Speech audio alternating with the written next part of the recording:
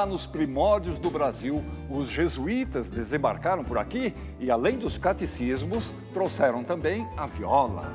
Tropeiros e bandeirantes a levaram pelas suas viagens sertões adentro. E a viola passou a ser adotada pelas pessoas do campo. Virou caipira. E o nosso convidado de hoje nos devolve o encanto da viola através do seu talento. Ele é Renato Teixeira.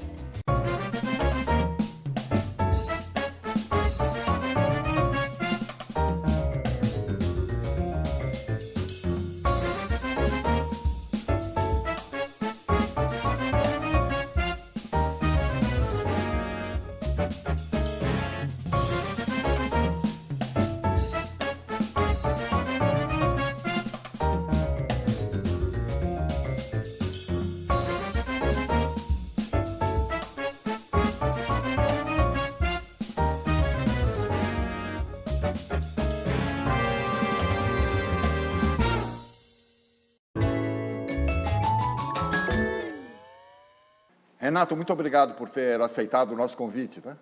Seja muito bem-vindo. Obrigado, é um prazer enorme estar aqui com vocês. Renato, você nasceu em Santos, mas viveu em Ubatuba durante a infância e o início da adolescência. E as referências musicais da sua família, nesse início, eram as valsas. O que vocês ouviam? Quem vocês ouviam?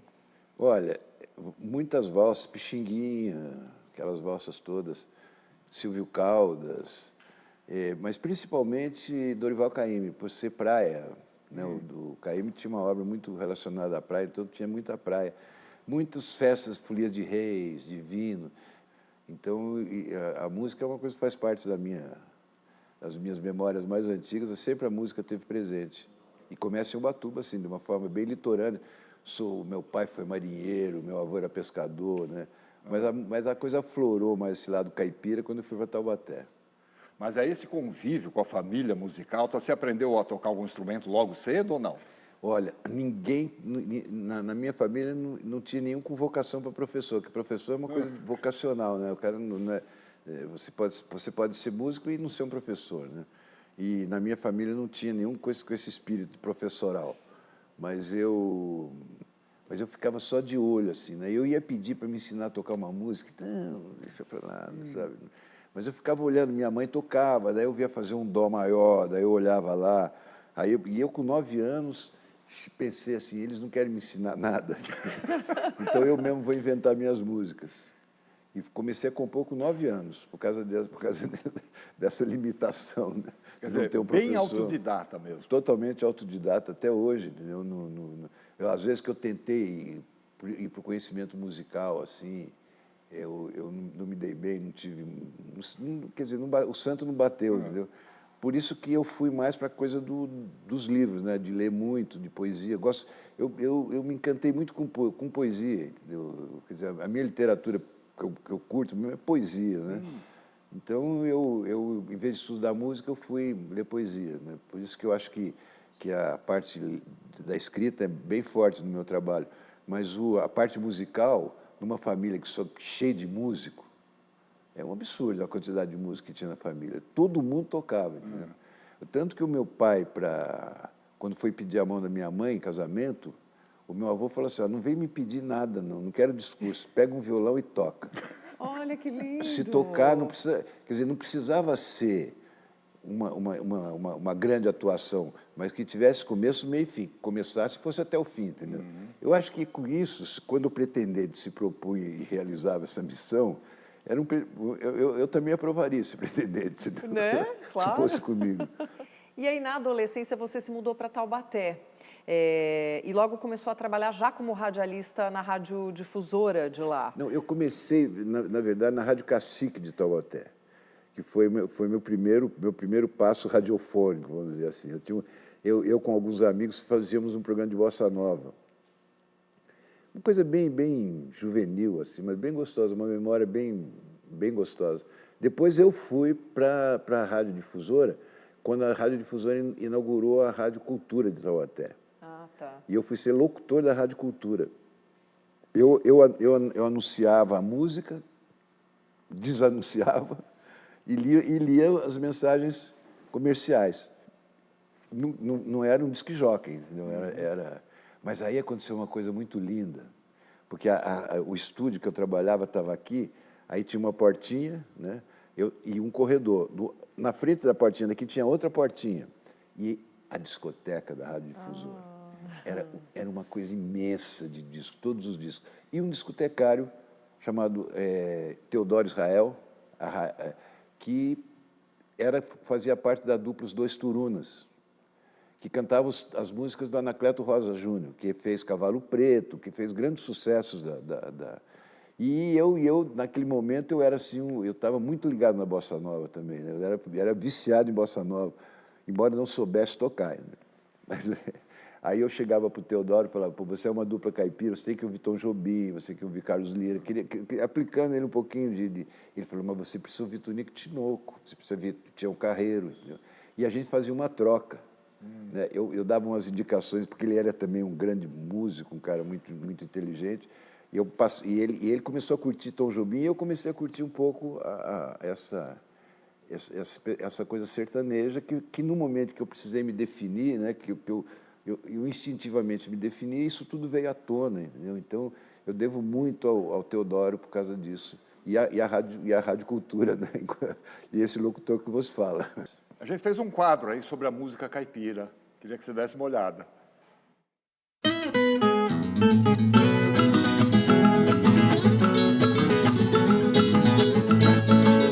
A chamada música caipira brasileira tem suas raízes nas grandes expedições bandeirantes e a consequente colonização do interior do país pelos nossos antepassados, originários de várias matrizes culturais.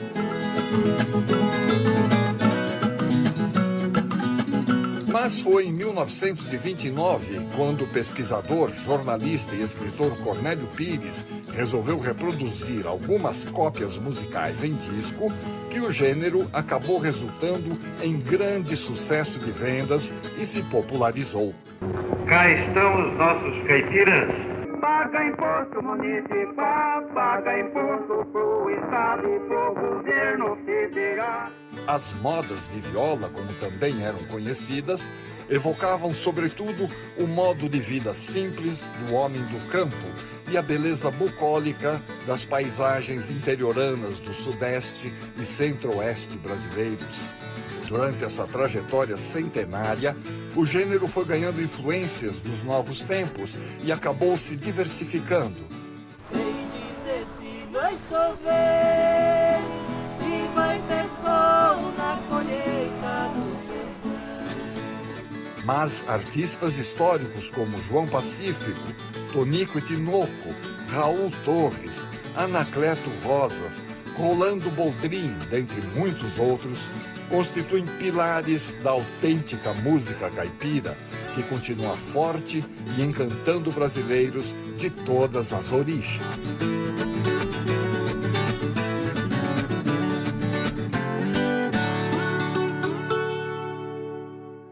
Renato, existe uma teoria de que a música sertaneja e a música caipira sejam gêneros diferentes, vamos dizer assim. Você concorda com isso? Depende por qual ângulo você procura enxergar isso, entendeu? Acontece que a música caipira, essa do Cornélio, que o Cornélio trouxe para a cena musical brasileira, num momento histórico da nossa música, entendeu? Quando ela era considerada uma música de quintal, não era música para gravar. E foi o Cornélio que chegou aqui, numa gravadora que eu acho que foi a Continental, e ofereceu a música. Não, isso é música para quê? Isso não é para gravar, isso é para tocar no quintal. Ele falou: não, é para gravar sim, entendeu? Não, mas isso não vende, não, é uma história estranha assim, entendeu?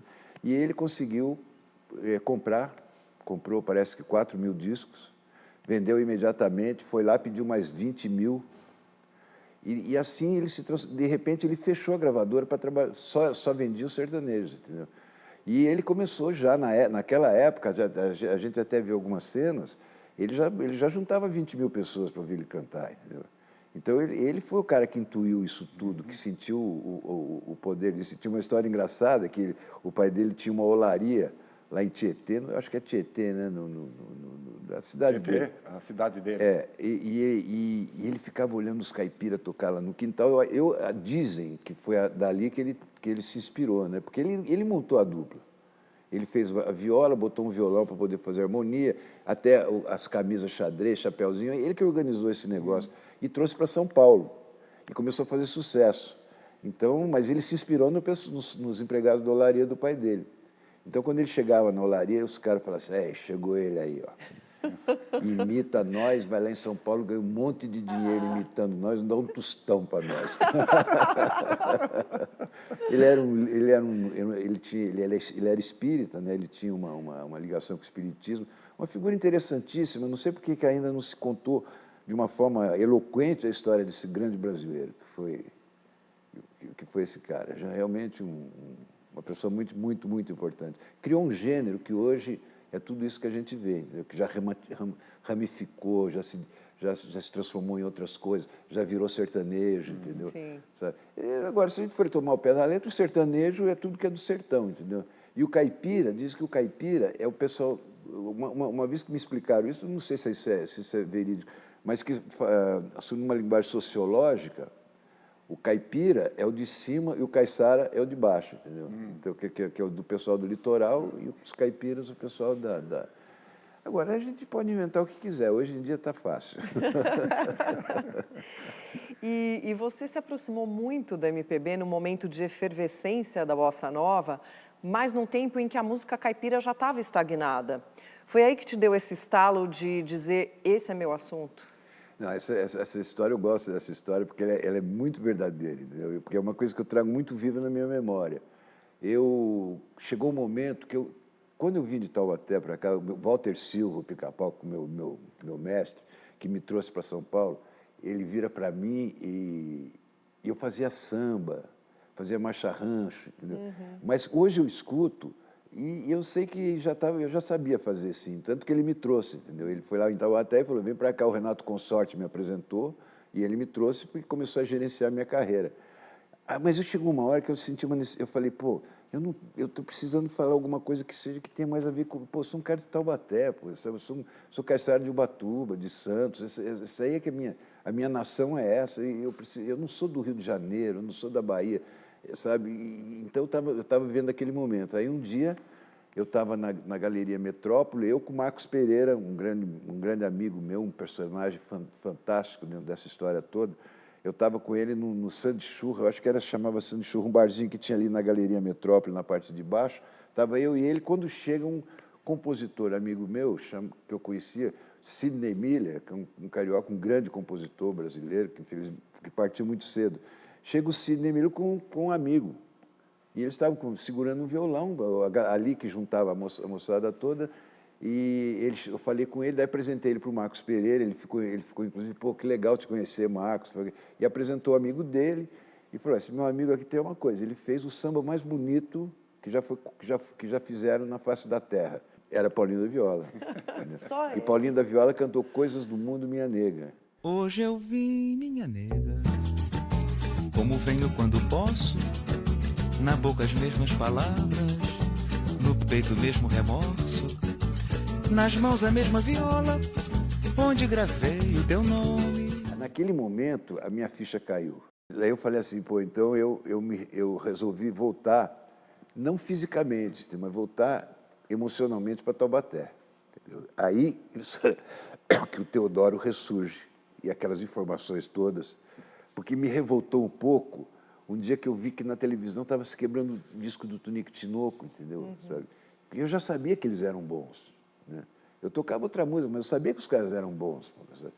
Então eu fiquei, mas o que estão fazendo com isso? Mas acontece que ali não é que ela estava no fim, ali era um ciclo que se encerrava, os ciclos se encerram, entendeu?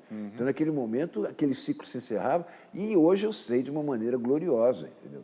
Uma coisa, um Raul Torres é um personagem maravilhoso, entendeu? O que ele fez é uma coisa fantástica, os programas de rádio dele, as composições, as marchas de carnaval, tudo que ele fez foi genial, entendeu? Só que a gente se considerava mais o Rio de Janeiro por causa da Rádio Nacional. Né? Penetração, né? A penetração era muito forte. Eu era criança, a Rádio Nacional era o dia todo ligado, naquele telefone que tinha olho mágico.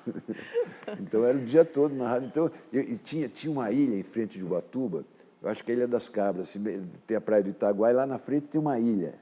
Eu achava que lá é que era a Rádio Nacional. Eu era pequeno, lá que tanto que eu ouvia a Rádio Nacional, eu falei, lá que é a Rádio Nacional. Então, a Rádio Nacional penetrou muito, e de uma forma espetacular, porque realmente foi uma coisa maravilhosa, 6 orquestras, 4 idiomas, 4... E essa noção que, para mim, aquilo lá que era o Rio de Janeiro, eu ouvi... Então, acho que isso embaçou um pouquinho o que estava acontecendo em São Paulo, entendeu? Com o Raul Torres, que era uma coisa tão intensa e tão bonita quanto. Agora, teve uma fita cassete com algumas composições suas que acabaram te levando para o festival da Record, não foi isso?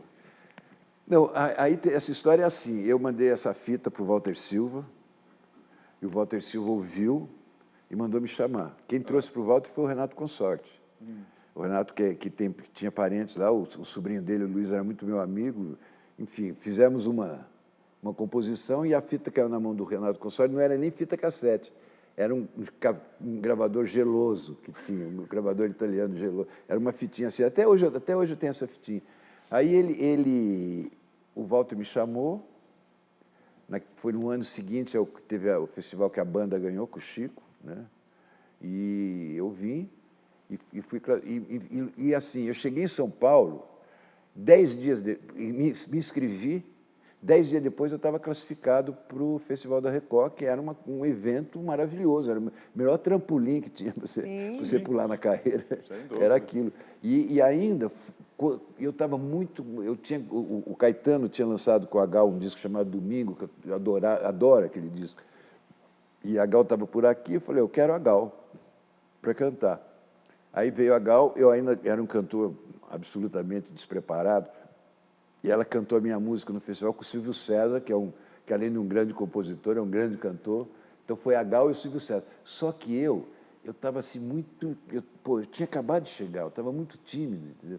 Então eu quase que não frequentei o ambiente do festival, não. Eu peguei e fui para... O que aconteceu de interessante é que eu fiquei muito retraído, e ali no Teatro Record, ali na Consolação, do lado tinha um bar, que era até engraçado, que tinha o Roberto Carlos fazendo assim, um painel do Roberto Carlos fazendo assim. Aí eu cheguei lá, e muito tímido, e eu tinha 2 anos antes eu tinha servido o Exército, né? Então eu tinha passado 1 ano no quartel. Daí, de repente, chega um cara que eu vi que ele estava com aquele cabelo de quartel assim, eu falei, pô, eu não conhecia ninguém, eu vou chegar nesse cara, vou puxar assunto com ele. Eu falei, você é soldado? Ele falou assim, não, sou ex-soldado, sou ex-sargento. Era o Martim da Vila, que também estava completamente meio deslocado ali. Eu falei, você está muito deslocado? Eu falei, eu também estou. Daí surgiu uma amizade que dura até hoje. Inclusive, eu gravei com o Martim um dia desse, é um irmão querido. Então, o que eu fiz? No dia da apresentação, eu vim de Taubaté, peguei um ônibus, cheguei lá na rodoviária, peguei um táxi, fui lá na porta do teatro, comprei o ingresso, sentei e assisti, entendeu? E fomos desclassificados. Aí pegou o ônibus, voltei para Taubaté. Voltou para Taubaté. Né? Mas, em compensação, fiquei com esse presentão que eu ganhei na vida, que foi... Porque no estúdio, quando eu fui gravar, na Philips, como o Silvio César era de outra gravadora, aí sim eu fui e gravei. Então, a minha primeira gravação foi junto com a Gal, cantando Dada Maria, essa música foi lindo. Foi... Maravilhoso. Dada Maria, sua amiga, quem lhe diz, não há coisas mais bonitas que as coisas desse país. Mas que alegria vê-la aqui, Dada Maria. A gente vai mostrar alguns depoimentos para você. Vamos ver o primeiro? Eu estava no escritório do Walter Silva, nosso produtor, e ele me disse assim, você vai conhecer um artista, um compositor que vem de Taubaté, mais ou menos da sua idade, agora. Aí entrou Renato, magrinho como sempre, simpático como sempre, e passamos a ser amigos naquela cidade paulistana. Você tinha um hábito muito engraçado, muito curioso, que era de tirar um papelzinho do bolso, enrolar um tubinho bem fininho, bem comprido. Depois você dobrava esse papel, tornava a dobrar esse tubinho e jogava fora no lixo. Eu nunca perguntei para você, Renato, que hábito é esse, que costume é esse. Um dia ainda vou perguntar a você. De outra feita, eu estava no ateliê da FAO, que eu estudava, fazia arquitetura, na Rua Maranhão, E você chegou lá e me disse, Maranhão, tem um violão aqui, vamos dar uma olhada aqui? Aí saímos, entramos em qualquer bar ali pela Maria Antônia, talvez, e compusemos Mulata Abençoada, Abençoada. Você lembra disso? Pois é, essa música, o Marcos Pereira colocou naquele disco nosso, Renato Teixeira e Maranhão. Um abraço afetuoso, nossa amizade. Amigo, au revoir, amigo, au revoir. Até outro dia. Uma mulata abençoada, abençoada no meu quarto de malandro. É um mau caso, por acaso, nesse caso lá em casa estão falando. Um samba, né? Um samba, já é. Chico Maranhão é meu irmão. Cara, o Chico tem uma coisa muito, muito legal, que quando eu estava... Eu sempre estava correndo atrás das letras, né? De fazer um bom verso, né? Sempre foi, meu interesse foi esse. E você às vezes fica parando muito para pensar. O Maranhão matou uma charada para mim fantástica. Ele falou, cara, não tenha medo das palavras, dispara, o que vier tá bom, entendeu? Então, a partir desse momento, eu me soltei mais como compositor mesmo, entendeu? Esse cara é um dos grandes compositores brasileiros, é um arquiteto, é uma pessoa linda, um amigo querido, e essa história de eu com o Walter lá foi o primeiro dia, né? Esse negócio de enrolar papelzinho, ele falava ele perguntava assim para mim, cara, você já foi preso? Eu falei, por quê, mano? Porque isso aí é vício de presidiário, ficar dobrando papelzinho. Né? Não, essa coisa só para ter o que fazer com a mão, já que ele, né, sei lá, costumes, pequenos hábitos, né? Uhum. Mas o Maranhão faz parte desse momento Galeria Metrópole, total, né? Sim. E eu e ele dá um livro, né? Muito bom. Muita coisa. Bom, já devidamente enturmado aqui, novas oportunidades surgiram e aí a tua carreira deslanchou para o grande sucesso. Mas vamos falar sobre isso no próximo bloco? Tá bom. A gente volta já com Renato Teixeira.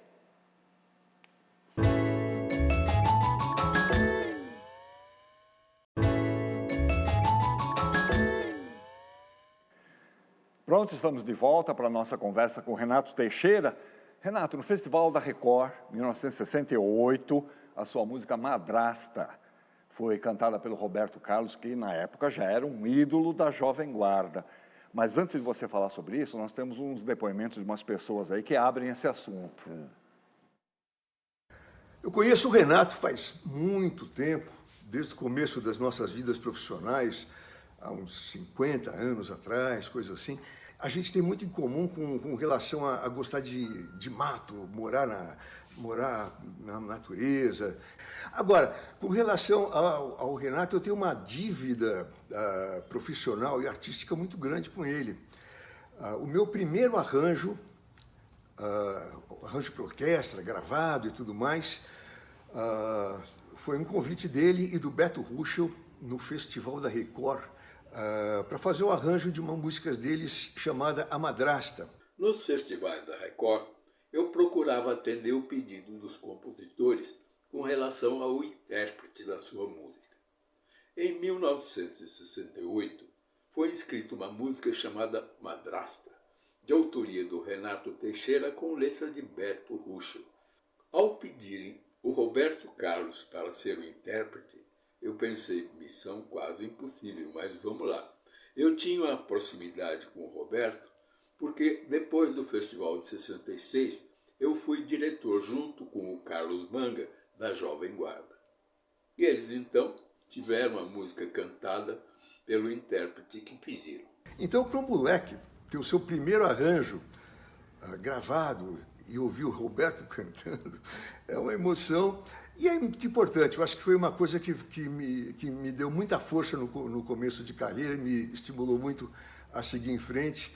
E nos camarins, eu presenciei um papo entre o Roberto e os dois. E ele deu o seguinte conselho: sua música tem que ter 2 elementos, o comércio e a poesia. Essa é a fórmula do Roberto para provavelmente seu grande sucesso. E eu irei eternamente agradecer o Renato e ao Beto Ruschel por essa fenomenal convite e oportunidade. Minha madrasta, bem-vinda dá. Lindo. O Nelsinho a gente era amigo antes, fora da cena musical, ou por causa da música também. Ele sempre foi um grande arranjador, um cara que tinha... entre os nós, ele sempre foi muito cotado, né? Então, na hora do arranjo, o Beto, aí nem foi o Beto que fez a melodia, o Beto foi para não chamar o Nelsinho, mas eu lembro que eu dei um pitaco. Eu falei assim, então vamos fazer uma coisa, vamos fazer um arranjo só de cordas. Então só tem cordas, não tem percussão, não tem instrumento, não tem sopro, não tem nada, é violinos e violão. O Beto tocando violão, que é uma maravilha, que é uma beleza, o Roberto cantando, e aquelas cordas escritas pelo Nelsinho Aires, que na época ele estava voltando da universidade, e ele sabia muito bem esse negócio. Eu lembro que eu conversei com ele estava me explicando como as cordas devem se comportar num arranjo, sabe? Ele me falou muito de cordas, né? Eu falei, então o arranjo do Roberto é só de cordas. Mas o mais bonito dessa história é que, de repente, o Roberto, ele tinha acabado de ganhar o Festival de Sanremo, ele era o Roberto Carlos, ele vendia 2, 3 milhões de discos, né?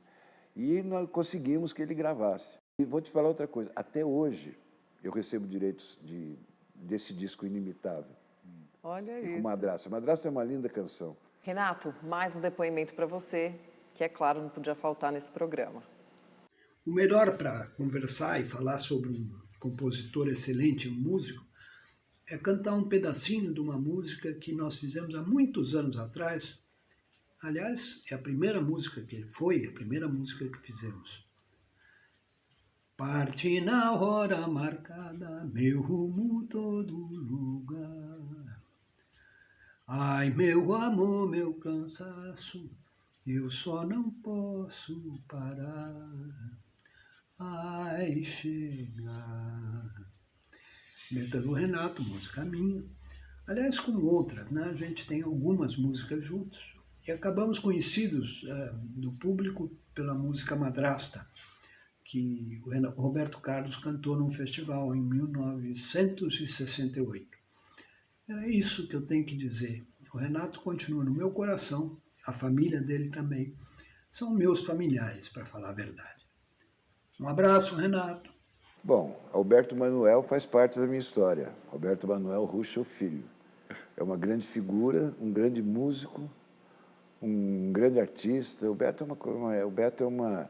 Eu acho que eu preciso nascer mais umas 3 vezes para poder dimensionar quem é Beto Ruschel. Da época do Patachu, um momento realmente onde eu virei assim um adulto, vamos dizer assim. Viramos adultos juntos, se é que pode-se dizer uma coisa dessa. Mas o Beto é um irmão, é um querido.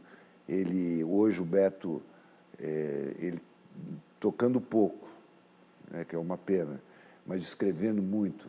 Hoje ele é um autor, ele é um escritor maravilhoso, que eu acho que o país ainda um dia vai se deslumbrar com o texto dele, com as coisas que ele escreve.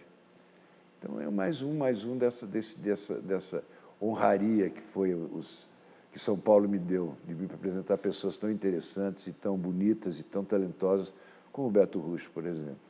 Agora, no final dos anos 60, a música brasileira começou a sofrer pressões da censura. E esse talvez tenha sido um dos motivos que levou você a investir na carreira de publicitário, fazer música para publicitário, para jingles de propaganda, tal, para sobreviver, né?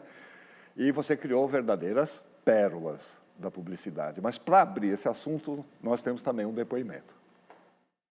A gente leva a vida no riso, se for preciso, também no laço. Se tem eu fico, se não tem eu passo. Eu não tenho medo. Temos a idade do segredo, da juventude, dos movimentos. A liberdade é uma asa, vamos voar, e cada um no seu lugar, que a dança não pode parar. E cada um no seu lugar, que a dança não pode parar. Renato, aí é o nosso trabalho que a gente fez, com você, lógico, a autoria sua, para o S-Top, e tantos outros trabalhos. É impressionante que a gente fazia. Todos os rodabaleiros da vida, tantos prêmios que a MCR, que o R é o seu Daí a Renato, o M de Sérgio Werneck Muniz, que infelizmente nos deixou cedo, e o C de Campanelli, que esse seu irmãozinho aqui que te adora.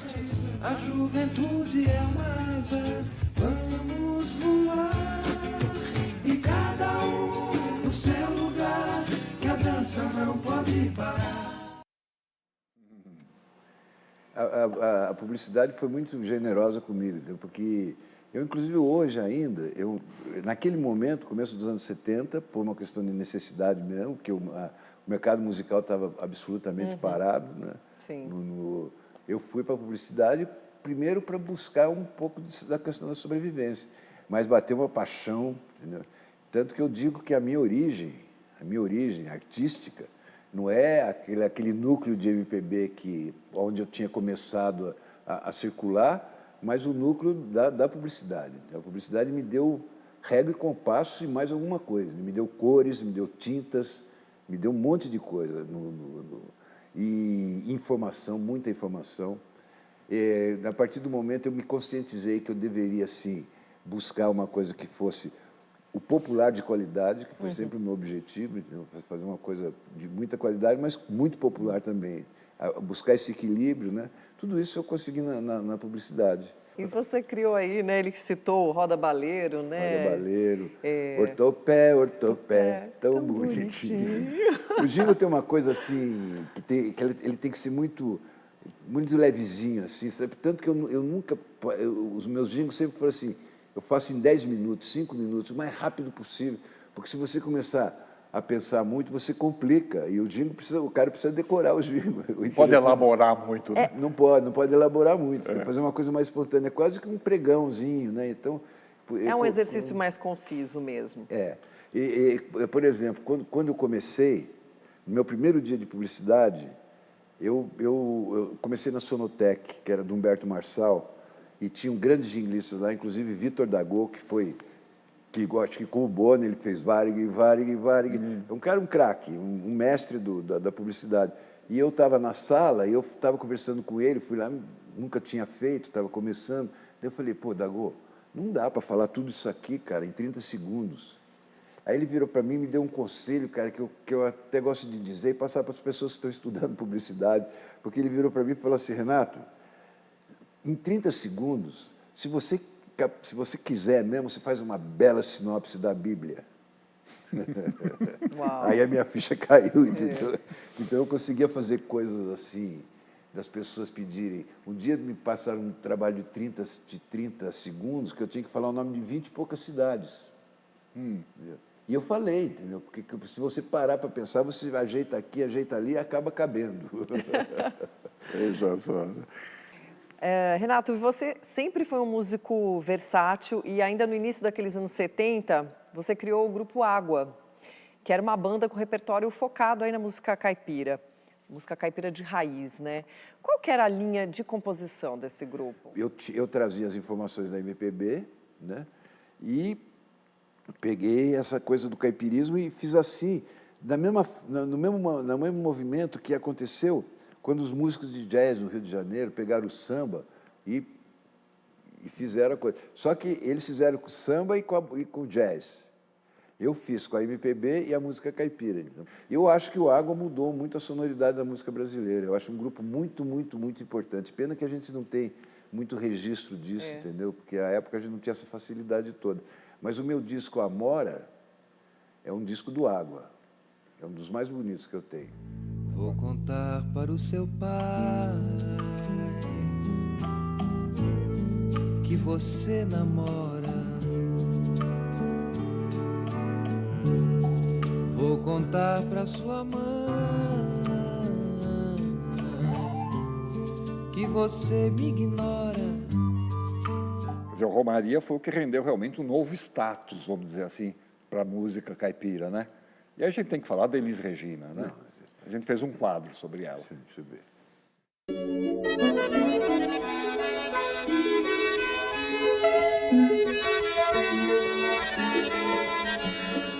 Elis Regina iniciou sua carreira artística na Rádio Farroupilha de Porto Alegre, aos 11 anos de idade. Se profissionalizou aos 14 e, logo após a adolescência, mudou-se para São Paulo. Por aqui, ela chegou em um período de grandes transformações da MPB, da qual se tornaria uma das principais protagonistas. E ao chegar em casa, encontrar a família sorrir. Perfeccionista desde a infância, Elis imprimia personalidade, expressividade e seu apurado tino musical em tudo que produzia. Quá, quá, quá, quá, quem riu? Quá, quá, quá, quá. Viveu intensamente nos palcos, estúdios de gravação e nas suas relações afetivas.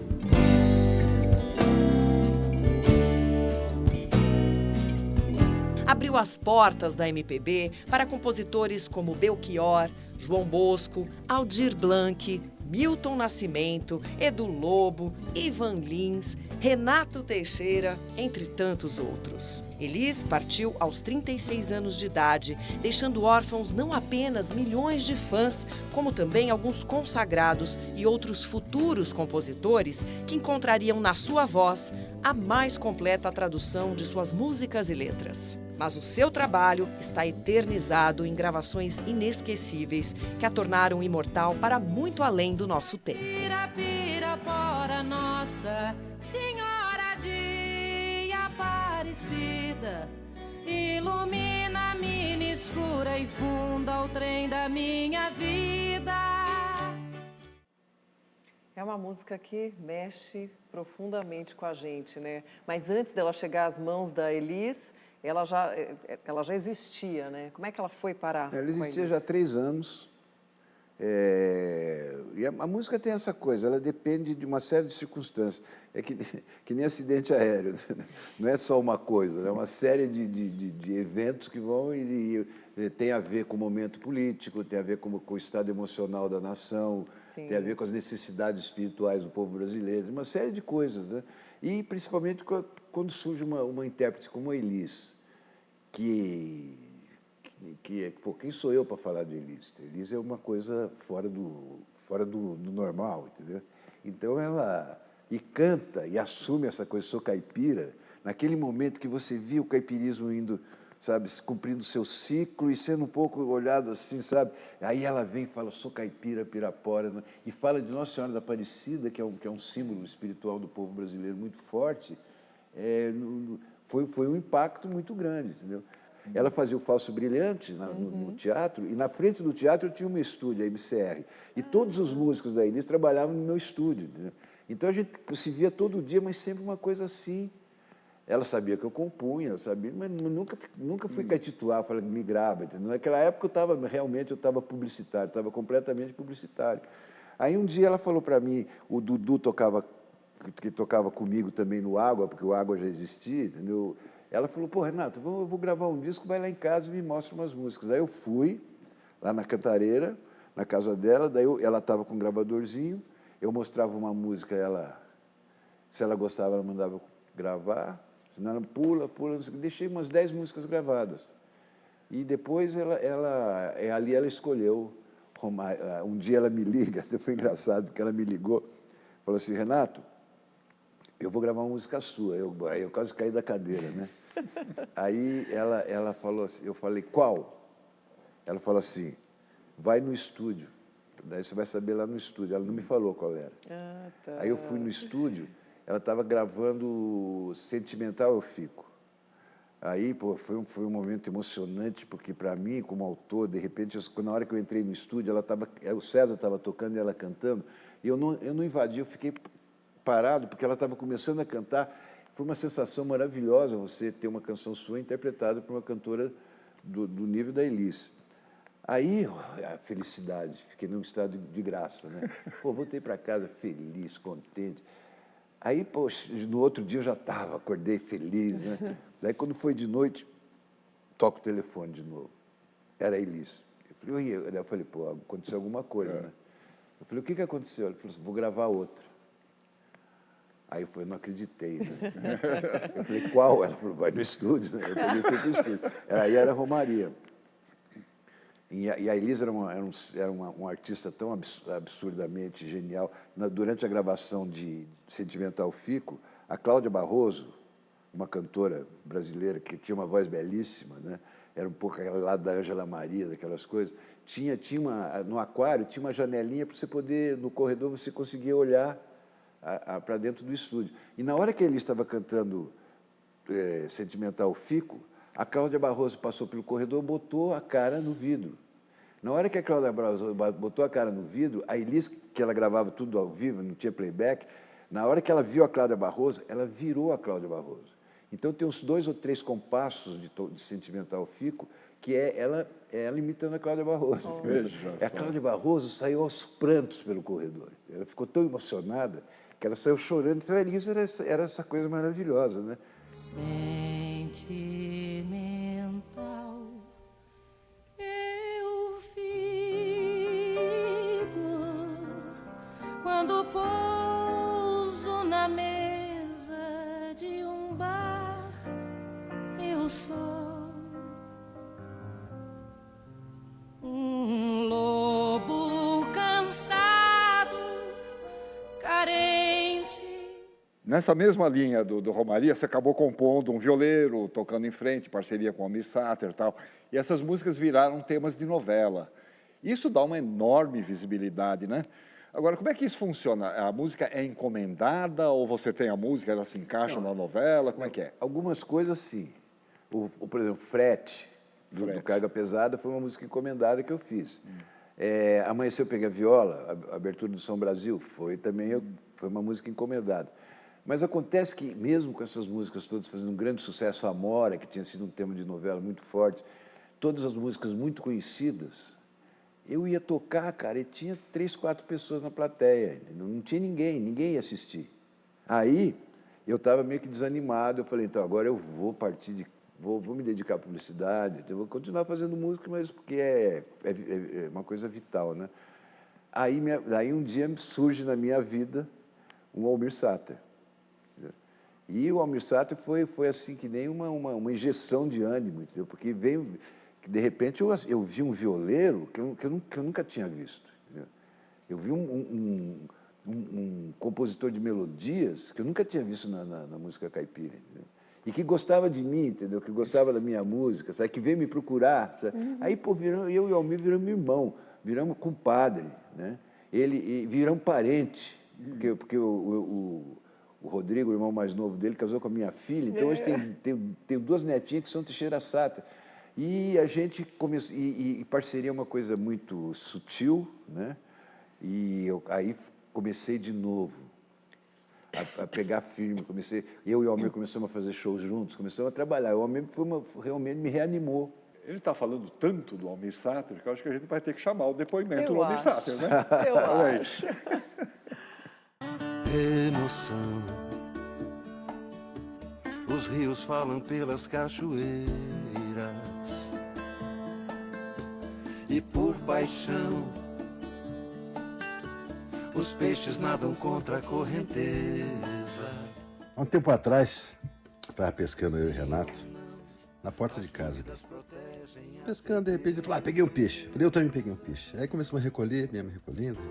Ele feliz que pegou um peixe, o peixe pesava, eu também feliz que peguei um peixe.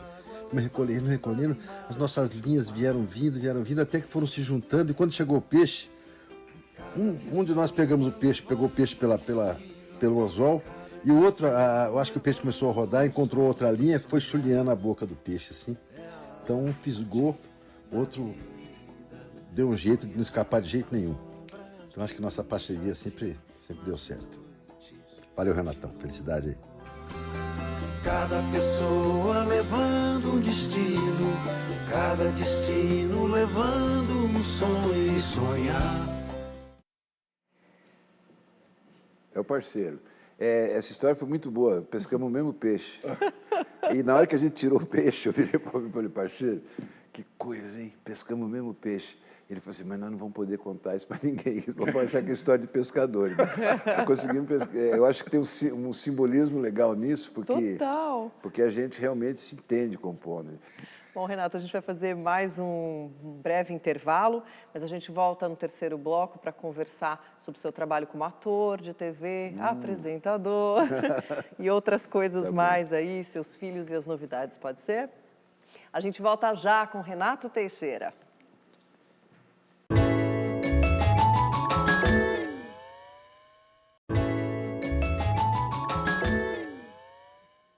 Pronto, estamos de volta para a nossa conversa com Renato Teixeira. Renato, você chegou a trabalhar como apresentador no programa Tom Brasil, na TV Record. Portanto, você já devia estar acostumado com as câmeras, né? Mas parece que você hesitou bastante para trabalhar, fazer um personagem na novela Pantanal. Como é que foi essa experiência? Não, o Chico Teixeira, meu filho, ele fez na primeira fase do Pantanal, ele era o Zé Leôncio jovem, tinha 2 peões. Um era o Kim e o outro era o Tião. E o Chico foi ser o Kim, né, que era um dos peões do Zé Leôncio no começo da novela. Depois a novela dá um pulo de 30 anos e o Tião morre. Aí o Kim volta para o enterro do Tião. Aí, em vez de eles maquiarem o Chico, eles preferiram me pegar, entendeu? Porque é pai e filho, a voz é meio parecida. Aí fui eu, tudo com o chapéu, tudo direitinho, e fiquei ali do lado do caixão, mas eu sou muito ruim para decorar texto, eu tenho dificuldade. Aí o diretor aqui ia me cantando, sabe? Vamos dando um jeitinho ali, e era pouca coisa. Falou, Tião, a gente combinou que a gente ia se encontrar e você vem e morre. Sabe aquele papo que os caras têm sempre, aquela ironia com a morte, né? Mas eu estou ali, aí agora, para um pouquinho, agora de novo, ação, corta, ilumina ali, aquela cena toda. E o Tião, coitado lá, de terno, cheio de flor em volta, assim, suando, né? Aí eu peguei meu chapéu e comecei a abanar o morto, né? Abanando ele, foi ficando em estado. Ele abriu um sorriso assim, aí daqui a pouco eu ouvi assim, o morto dormiu. Então foi aquela cena curtinha, e agora tinha muita gente, tinha até um lugar para você tomar vacina, entendeu? Tinha uma espetacular, uma produção assim, realmente muito, muito espetacular. É um outro universo. É um belíssimo universo. Daí eu saí, fui lá para fora, daí ofereço uma pinguinha pro Tião, daí eu falei, vem cá você beber, uma coisinha assim, pequenininha, e tocam a música Amizade Sincera. Que é, a amizade sincera é um santo remédio, é um abrigo seguro. Aí, passou a cena. Eu achei que eu tinha fracassado. Nossa, eu não me senti nada à vontade. E no fundo, é uma bobagem, porque cantar é um pouco atuar também. Entendeu? Se no palco cantar é um pouco... Né, a música seria o texto, né? Aí eu liguei para o Chico, falei, Chico, vê aí, cara. O Chico ainda estava gravando, falei, pergunta aí, cara, porque eu acho que... Falei com a Bel, pedi para a Bel, eu liguei para o Almir que falou assim, não, cara, eles gostaram, o diretor gostou, entendeu? Aí eu falei, pô, achando estranho. Só sei que no dia que foi para o ar, ali foi, no momento, naquele momento, aí eu tenho até na fotografia no celular, eu fotografei, que saiu no informe da Globo, que no dia seguinte saiu um informe dizendo que aquela cena tinha dado 32,6% de audiência, que era a maior audiência de novela do século na televisão brasileira. Entendeu? Olha isso. Então, daí eu já fiquei me achando um pouco Brad Pitt, né? O Clint Eastwood, né? Também, que tem mais a ver com o universo, né? Ou a Márcio Mazzaropi, qualquer um desses gênios da comunicação. Mas foi muito lindo. E eu... Foi assim, entendeu? Foi muito agradável, foi um presente que eu ganhei. Eu acho que, sabe, que depois de tanto tempo batalhando, isso aí funciona como fiz tanta música para novela, novelas da Globo, especiais, séries, né? E aquela participação, para mim, foi um carinho que eles fizeram para mim. Eu gostei muito. E um outro presente que você ganhou foi o sucesso que a tua filha Bel Teixeira fez no papel da Bruaca, né? Isso é uma delícia. E é verdade que quando você viu a Bel fazendo esse papel, você teve essa memória do teu pai, advogado, no hospital, quando ela nasceu, falando sobre os direitos constitucionais? Sim. Ela nasceu... mas não foi no dia, passou uma semana, ela ainda... Foi logo quando ela voltou para casa, o bebê. Aí meu pai era advogado e ele tinha um escritório lá na Rua Marconi. Aí ele me chamou, vem aqui um pouco. Daí eu fui lá, tinha uma mesa, vários livros abertos, e ali tudo... A Constituição brasileira era muito cruel com as mulheres. Né? Até para você viajar, você tinha que pedir autorização para o marido, que era uma coisa assim absolutamente fora do contexto. Pô, a gente já tinha passado pelos anos 60, já tinha acontecido tanta coisa. Aí ele falou para mim, olha, você agora é pai de uma filha, então você vai ter que lutar contra isso. Entendeu? Eu achei aquilo muito significativo, tanto que a vida toda das minhas filhas, tanto a Bel quanto a Antônia, eu sempre incentivei que elas fossem o máximo possível independentes. Não aquela coisa assim, não dependa de homem, que eu acho que isso é feio, entendeu? Essa correlação, né? Que fala, não, você não pode depender de homem. Não, você pode, entendeu? Mas você precisa ser independente também, tanto quanto o homem, entendeu? Então, as minhas filhas levaram isso bastante a sério, sabe? A Bel sempre foi uma pessoa muito trabalhadora. Às vezes eu tinha até que dar umas encostadas nela e falar, pô, Bel, pô, sabe? A Bel porque ela tinha 9 empregos, entendeu? Nossa. Uma dedicação comovente, entendeu? Quando ela se entrega para fazer a coisa. E isso é bonito, porque eu acho que isso sim tem importância.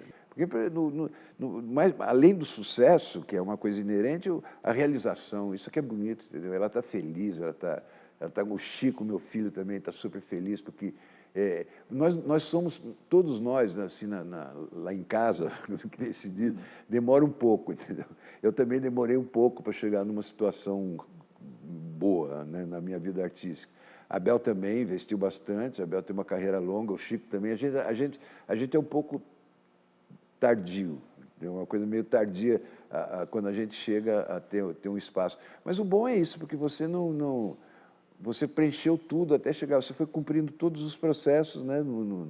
Eu nunca me senti que em algum momento a minha carreira tenha regredido, né? Ela sempre avançou, e os meus filhos também, eu sempre percebo que eles também, eles avançam. Meu irmão é assim também, meu irmão é um excelente funcionário, entendeu? O cara assim, ele esbanja a categoria como funcionário, tudo que ele faz é com muita dedicação, com muito carinho, né?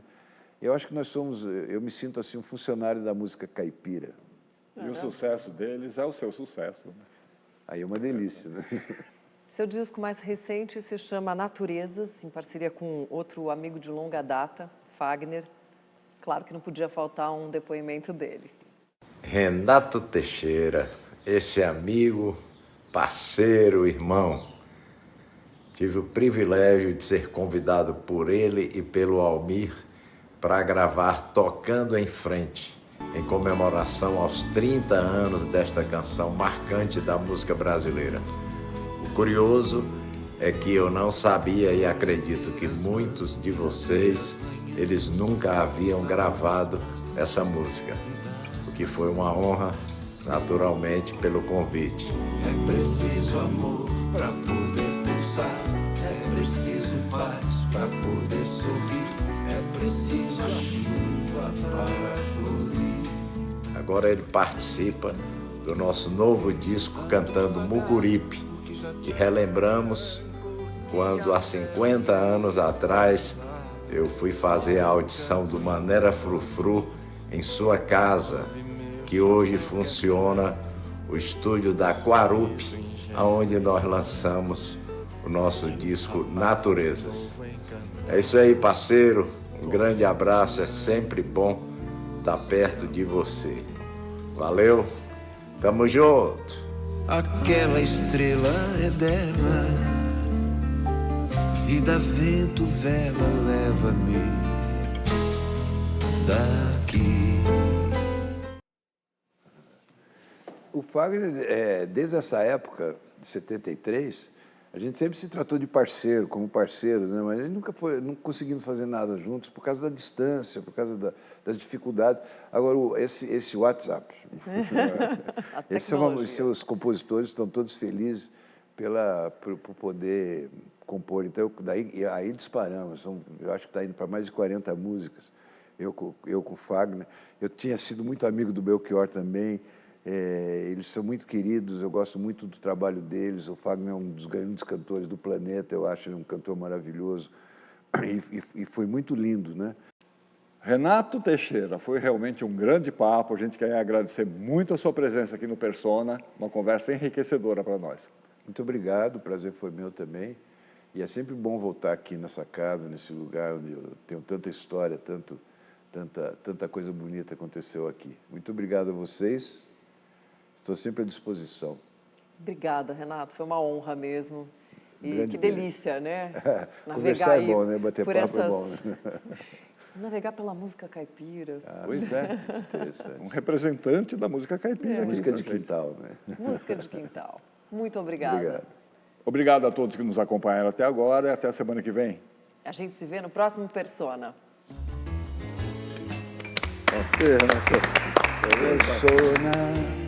Persona, né? Faz um jingle pra gente. Já tá feito. Ele não disse que queria em 10 segundos? Aí. Persona. Ele vai criar a nossa próxima... Nossa próxima vinheta. Vamos começar.